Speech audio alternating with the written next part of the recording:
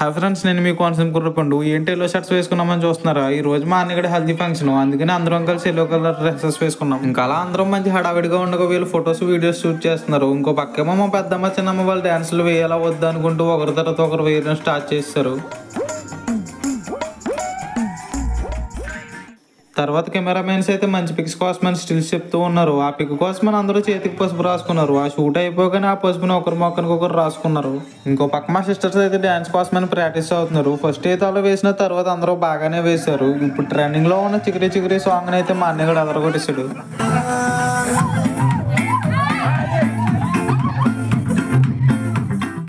అది అయిపోగానే పిక్స్ కోసమని మమ్మల్ని అందరినీ ఎత్తుకోమని చెప్పారు. ఇంకా అలా ఎత్తుకుని ఉయ్యాల జంపాలో ఊపేసాం. తర్వాత ఒకరి మీద ఒకరు నీళ్ళు పోయడం కూడా స్టార్ట్ చేస్తాం.